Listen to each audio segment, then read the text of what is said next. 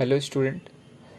In our last classes we have learned about the sequence and series of an AP.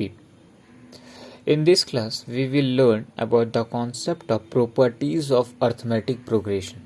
So let's start the today's class and watch this video completely so that you can understand the whole concept of properties of arithmetic progression, okay, without skipping. So let's start the class. Properties of arithmetic progression.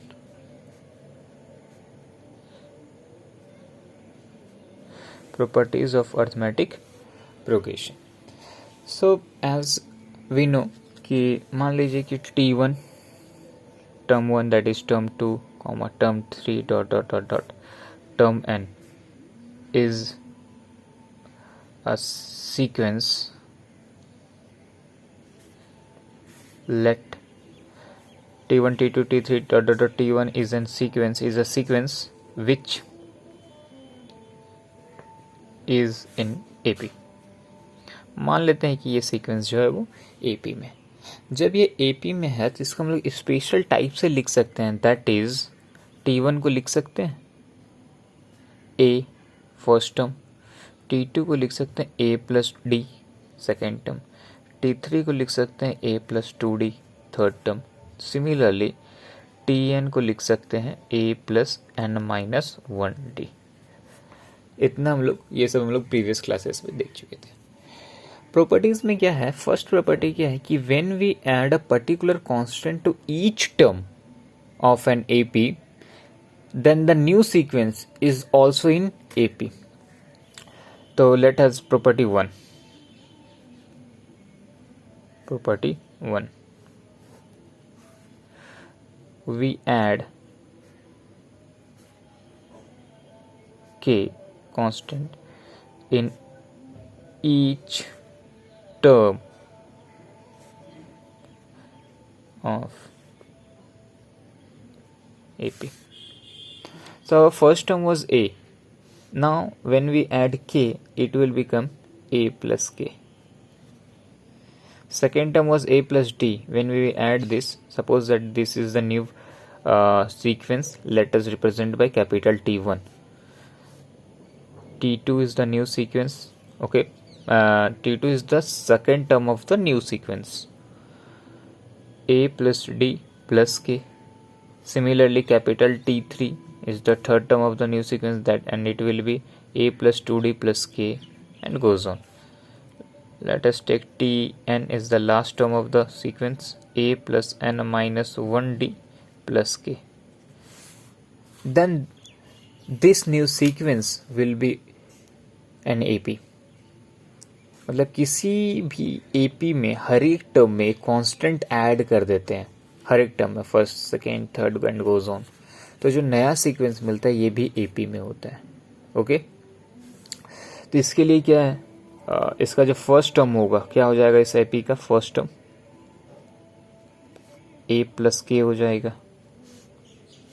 Common difference क्या होगा, तो common difference निकालते हैं T2 minus T1 से, ये हो जाएगा A plus D plus के माइनस A प्लस के माइनस A प्लस माइनस के cancel, that is D. Common difference same रहेगा. लास्ट टर्म क्या हो जाएगा, A plus n minus 1 into D plus के, यही लास्ट टर्म हो जाएगा. सिमिलरली प्रॉपर्टी 2 भी क्या बोलता है कि अगर इसमें एड अप किए, अगर सब्ट्रैक्ट कर देते हैं के हर एक टर्म में से, तब भी वो जो नया सीक्वेंस मिलता वो भी क्या होता, एपी में होता. ठीक है. तो प्रॉपर्टी 2 क्या है, व्हेन वी सब्ट्रैक्ट के in each term of AP. यही मान लीजिए मेरा मेन एपी है T1 T2 T3. इसमें k से सब्ट्रैक्ट किया तो फाइनली देखिए क्या होगा, t1 क्या हो जाएगा a माइनस के, t2 हो जाएगा a प्लस डी माइनस के, t3 हो जाएगा a प्लस 2d माइनस के।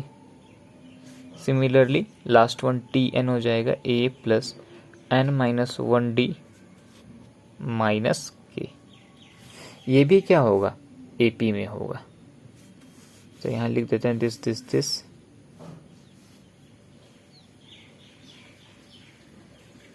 will be in AP. Hence when we subtract k in each term of AP, will be in AP.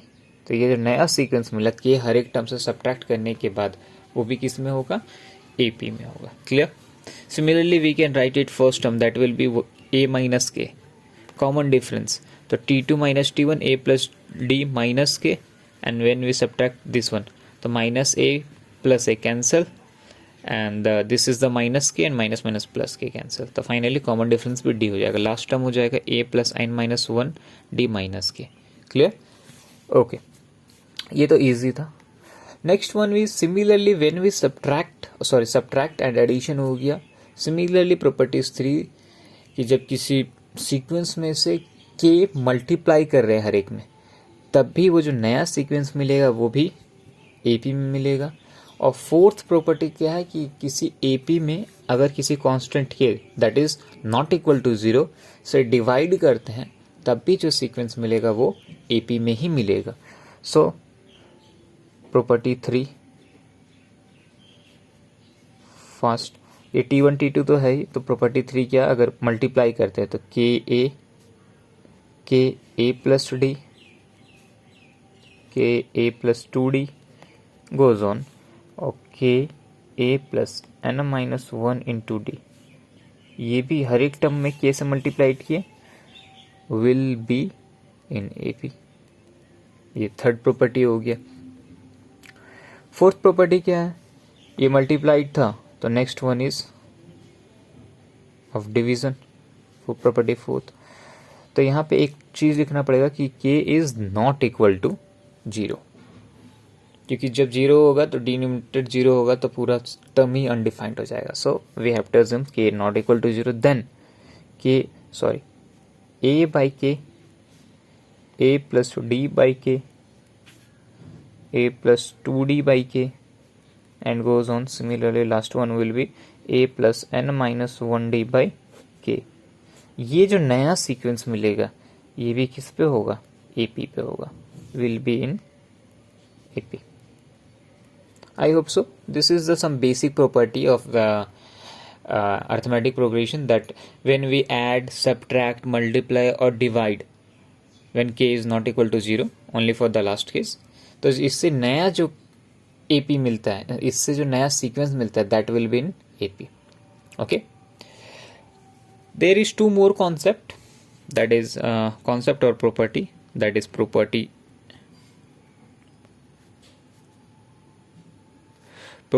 5। when we add or subtract to AP, then the new sequence will be in AP। मतलब दो अलग अलग AP है और दोनों AP को या तो ऐड कर दिए या फिर सब्ट्रैक्ट किए, तो जो नया सीक्वेंस मिलेगा वो भी AP में होगा। जैसे मान लीजिए कि T1 T2 ये AP1 है, रुकिए मैं अच्छे से लिख देता हूँ।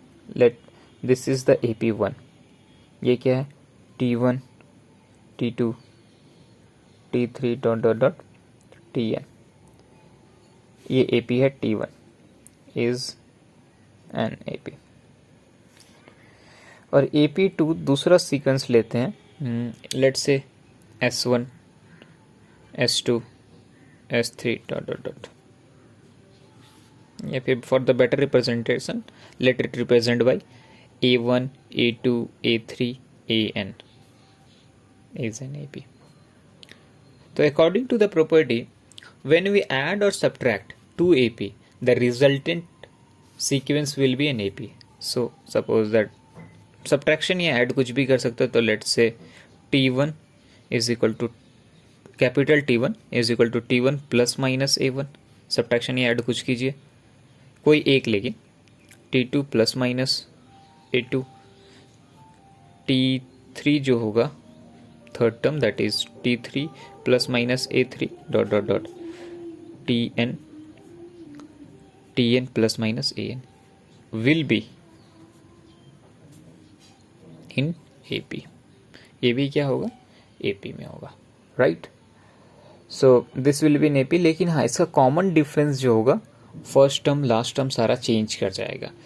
Let's take have a look about that, one second.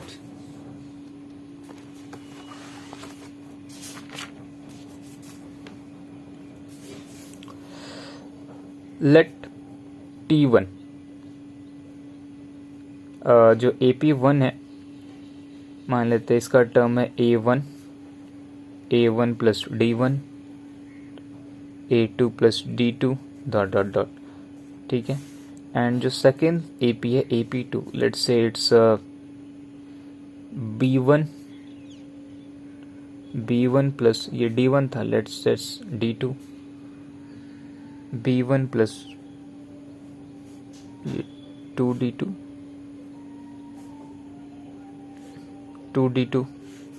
goes on। तो फर्स्ट AP है A1 प्लस D1, A1 ही होगा, A1 plus 2D1, A1 plus next term क्या होगा A1 प्लस 3D1, जिसका फर्स्ट टर्म A1 है और सेकेंड कॉमन डिफरेंस D1 है। Let's say other AP जिसका फर्स्ट टर्म B1 और कॉमन डिफरेंस D2 है, तो second term will be B1 plus D2, B1 plus 2D2 and B1 plus 3D2 goes on. इन दोनों का जो नया AP है वो समेशन से बना है।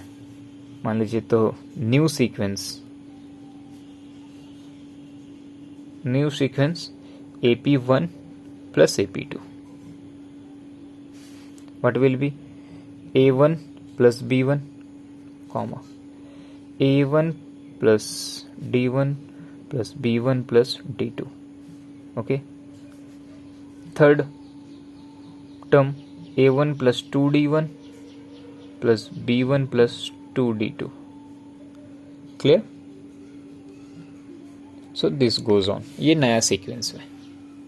तो ये भी क्या होगा, द न्यू सीक्वेंस ये विल बी इन AP। चाहे ये प्लस किए एडिशन किए, आप यहाँ सब्ट्रैक्शन भी करते तो हो जाता है A1 minus B1, A1 plus D1 minus bracket में B1 plus D2, A1 plus 2D1 minus B1 plus 2D2। Subtraction में ये भी किस पे होता, AP पे होता। इसका फर्स्ट टर्म कॉमन टर्म सब देख लेते हैं, कॉमन डिफरेंस वगैरह। फर्स्ट टर्म क्या हो जाएगा, first term A1 plus B1 हो जाएगा। कॉमन डिफरेंस क्या हो, कॉमन डिफरेंस हम निकालते हैं T2 माइनस T1, यहाँ T2 ये टर्म में that is A1 plus D1 plus B1 plus D2, this is the T2 sorry, minus T1 that is B1 plus A1 plus B1। Solve it little bit, तो A1 plus D1 plus B1 plus T2 minus A1 plus sorry minus B1, तो A1 cancel, B1 cancel, तो finally हो जाएगा D1 plus D2। तो जब sequence addition में करते हैं तो उसका कॉमन डिफरेंस दोनों के कॉमन डिफरेंस के समेशन के बराबर होता है, राइट। तो similarly we can understand that this is also an AP, ठीक है। ये हमारा कुछ प्रॉपर्टीज था। लेट्स हैव वन एग्जांपल, इससे बेनिफिट क्या होता है।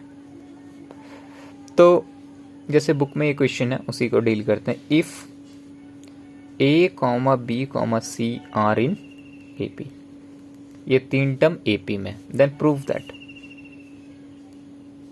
दैट एक नया sequence B plus C, C plus A plus B are also in AP, question क्या है कि ABC तीन टर्म है, ये AP में हमको प्रूव करना है कि B plus C, C plus A plus B are also in AP। Okay, so come to the solution.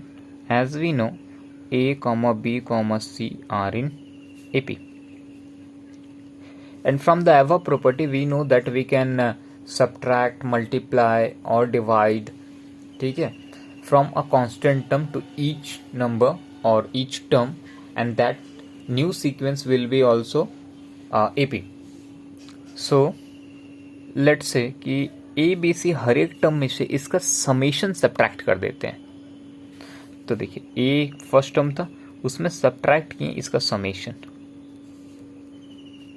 Next term B, उसमें अब same constant, suppose that the value of k is A plus B plus c, तो हर एक टर्म से ये subtract करना पड़ेगा, minus A plus B plus c, and this will also are in this sequence are in AP due to the properties of this. Now this implies when we solve A minus A cancel, then it will become minus B minus C, or common the minus B plus C. Minus अंदर गया, minus ए plus ए cancel, और ये minus पूरा अंदर न ले जाके common ही रख दिए, so that it looks little bit better.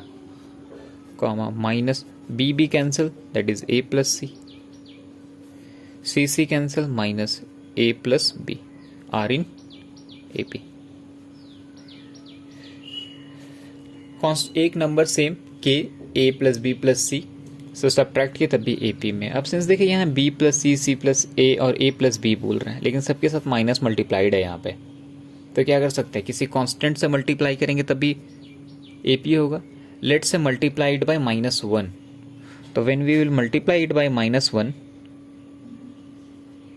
तब भी ये क्या होगा, ए पी में ही होगा.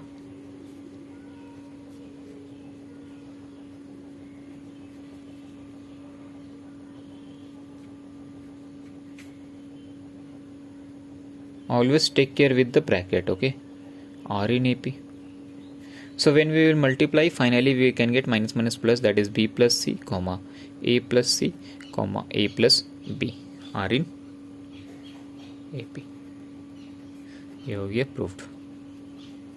आई होप सो कि यहाँ तक आपको क्लियर हुआ होगा. Okay, in next class we will do some more problems related to this concept. Up to then, revision it, understand this concept with very clearly or in crystal clear way, and if you have any doubt, ask me in next classes or via WhatsApp, whichever it's easy for you. Okay, keep learning, keep growing, have a great day. Thank you.